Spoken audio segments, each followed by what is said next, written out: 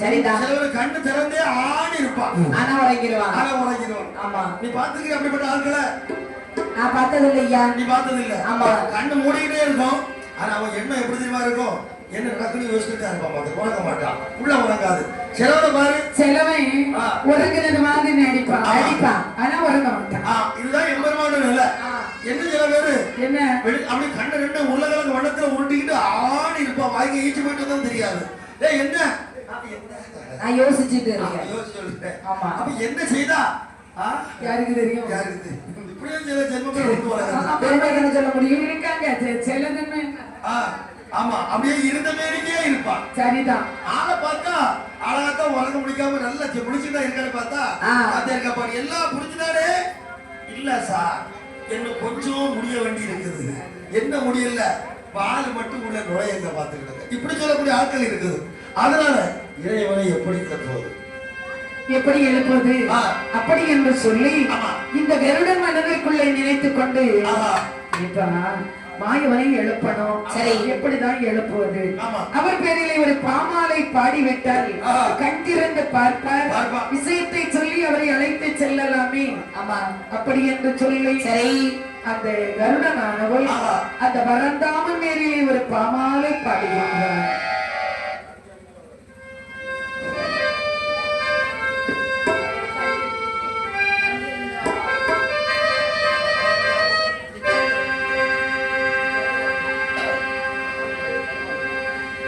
புல்லாங்குழல் கொடுத்த மூங்கில்களே,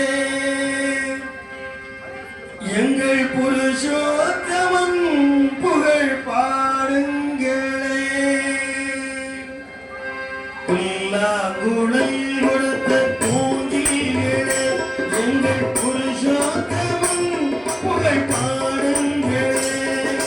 பண்டாடும் கங்கை மலத்தோட்டங்களே, எங்கள் மதுசூதனன் புகழ் பாடுங்களே. புல்லாங்குழல் கொடுத்த மூங்கில்களே, எங்கள் புருஷோத்தமன் புகழ் பாடுங்களே.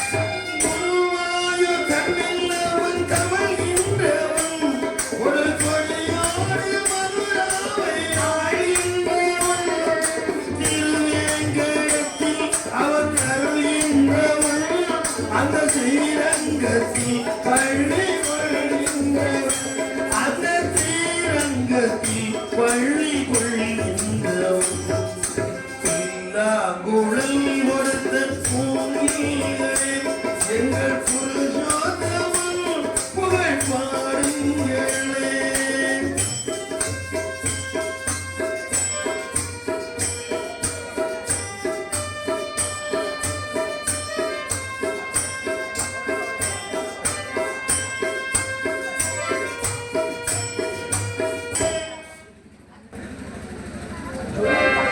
என்று சொல்லி இந்த கருடனானவள் எம்பெருமானுடைய பாதார விந்தத்திலே சென்று சரி வணங்கி நின்றான் இந்த கருடனானவள். ஆமா, கருடாமனை சென்று பாமாலை பாடக்கூடிய சமயத்தில் எம்பெருமான் கண்டிருந்து பார்க்கின்றார். ஆமா, பார்க்கும் பொழுது எதிரே நிற்கின்றான் இந்த கருடனானவன். சரிதான், கருடனை பார்த்து கேட்கின்றார். என்ன கேட்டார்? அப்பா கருடா, இறைவா, என்னுடைய இத்திரை குலைத்து விட்டாயே.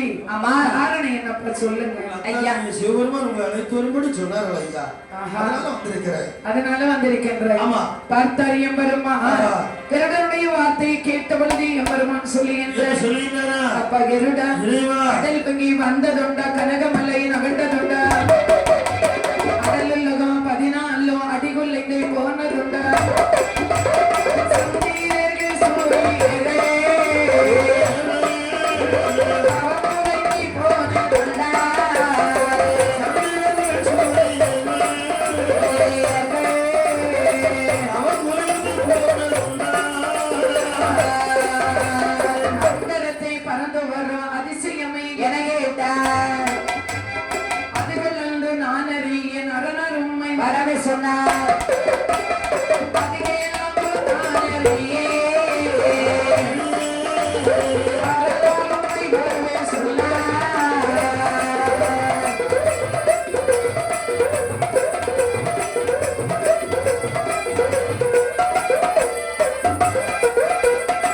கருடா, என்னுடைய நித்திரை குலைத்து விட்டாயே, கடல் வங்கி வந்து விட்டதா? தெரியாது ஐயா. கடலில் அதாவது மலைகளிலே நகட்டி விட்டதா? அறியவில்லை சுவாமி. ஒண்ணுமே தெரியாது. இந்த உலகம் எல்லாம் தான் அழிஞ்சு விட்டதா? என்னவென்று தெரியாது. ஒண்ணும் தெரியாம சிவபெருமான் உங்களை அழைத்து வரும்படி என்னிடத்திலே சொன்னார். சரிதான், அவ்வளவுதான். அதனால தான் வந்திருக்கிறேன். உடனே வந்திருக்கேன்.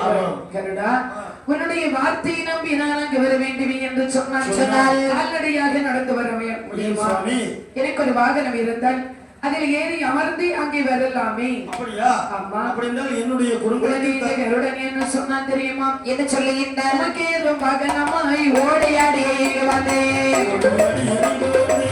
என்னுடைய பரிகலத்தை ஏற்கொள்ள பெருமானே, வார்த்தை கேட்டு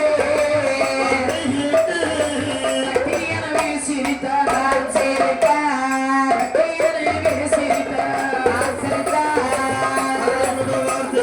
வார்த்தை கேட்டு